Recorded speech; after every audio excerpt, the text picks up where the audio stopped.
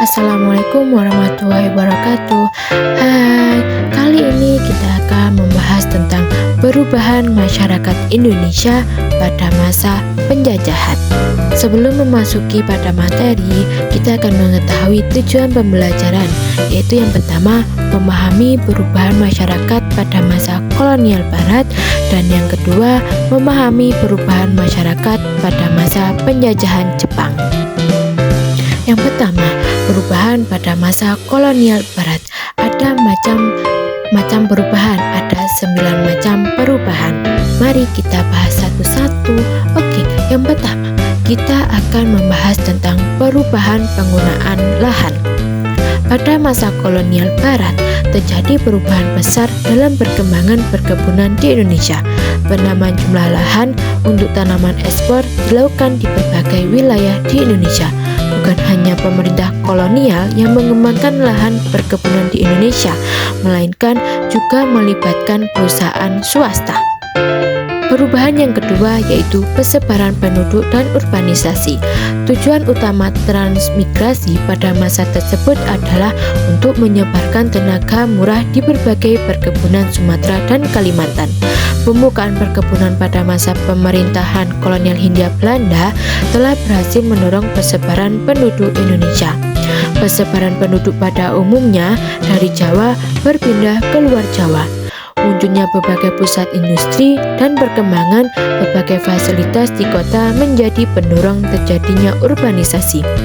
Urbanisasi terjadi hampir di berbagai daerah di Indonesia. Daerah yang awalnya hutan belantara menjadi ramai dan gemerlap karena ditemukannya area pertambangan. Perubahan yang ketiga adalah pengenalan tanaman baru. Pengenalan tanaman baru, pelaksanaan kultus stelsel memiliki pengaruh positif dalam mengenalkan berbagai tanaman dan teknologi dalam pertanian atau perkebunan. Beberapa tanaman andalan ekspor dikenalkan dan dikembangkan di Indonesia. Jenis tanaman itu contohnya adalah kopi, tembakau, tebu, dan nila. Pengenalan tanaman baru sangat bermanfaat dalam pengembangan pertanian dan perkebunan di Indonesia. Perubahan yang keempat adalah penemuan tambang-tambang. Pembukaan lahan pada masa pemerintahan kolonial Hindia Belanda juga dilakukan dalam rangka aktivitas pertambangan seperti tambang minyak bumi, tambang batu bara, dan juga tambang logam. Pembukaan lahan pertambangan tersebut terutama terjadi pada masa akhir abad ke-19 dan pada awal abad ke-20. Perubahan yang kelima yaitu transportasi dan komunikasi.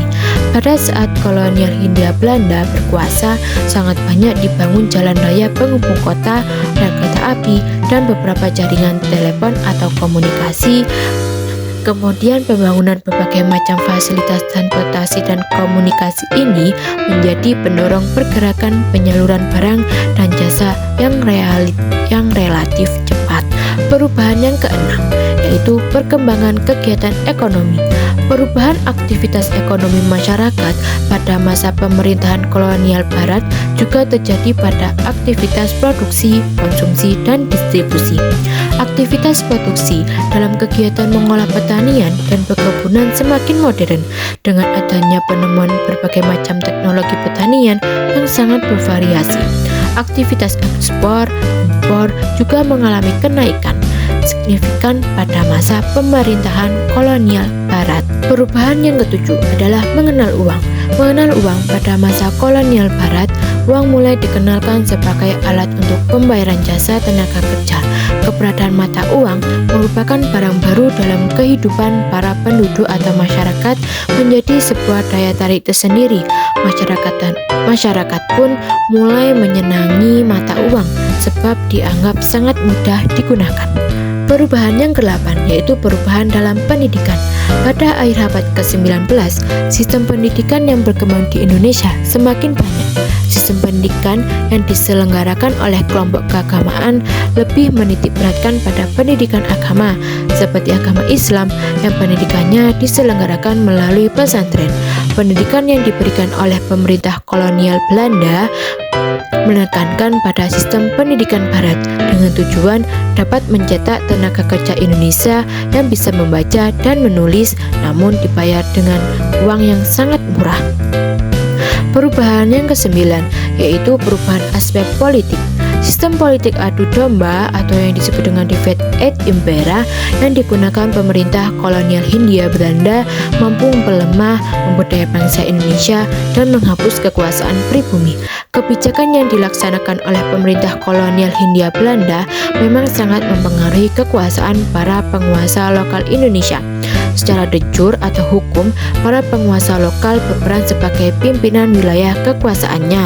Namun, secara de facto atau kenyataan, yang berkuasa adalah pemerintah kolonial. Para penguasa lokal hanya sebagai alat untuk menjalankan pemerintah penguasa kolonial. Bagian yang kedua, perubahan masyarakat pada masa penjajahan Jepang.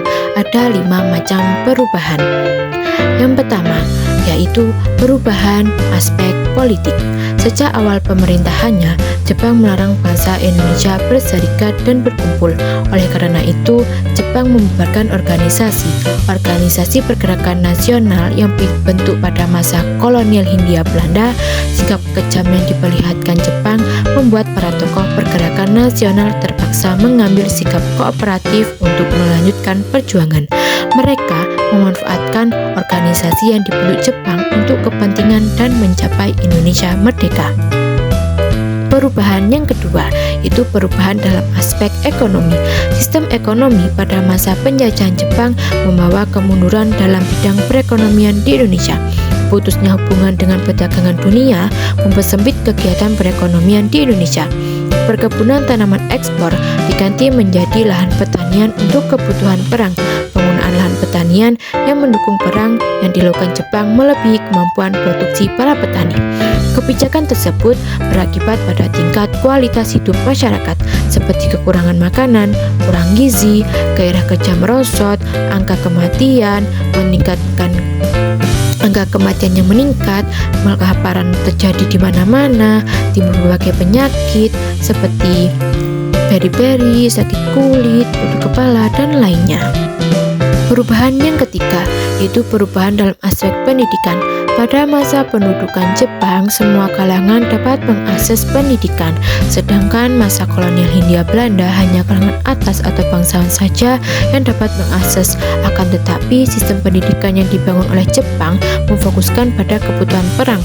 Pemerintahan Jepang juga mewajibkan pelajar Indonesia untuk mempelajari dan mempraktikkan budaya Jepang. Misalnya, pernah menerapkan kebudayaan memberi hormat ke arah matahari terbit atau disebut dengan Saikere. Para pelajar juga harus menyanyikan lagu Kimigayo, kemudian menghormati bendera Hinomaru dan melakukan gerak badan atau Taiso. Perubahan yang keempat yaitu pendidikan dalam aspek budaya. Para seniman dan media pers juga tidak sebebas sekarang. Pemerintahan Jepang mendirikan pusat kebudayaan yang diberi nama Keimin Shidasu. Lembaga ini kemudian digunakan Jepang untuk mengawasi dan mengarahkan kegiatan para seniman agar karya-karyanya tidak menyimpang dari kepentingan Jepang. Bahkan media pers pun berada di bawah pengawasan pemerintah pendudukan Jepang. Perubahan dalam aspek geografi. Adanya eksploitasi kekayaan alam menjadi ciri penting pada masa pendudukan Jepang. Misi untuk memenangkan perang Asia Pasifik mendorong Jepang menjadikan Indonesia sebagai salah satu basisnya menghadapi tentara sekutu. Banyak rakyat Indonesia yang ikut dalam Romusa ataupun membantu perang Jepang. Sebagian dari mereka tidak kembali atau tidak diketahui nasibnya. Menurut catatan sejarah, jumlah tenaga kerja yang dikirim ke luar Jawa, bahkan ke luar negeri seperti ke Burma, Malaya, Vietnam, dan Muang Thai atau Thailand mencapai 300.000 orang.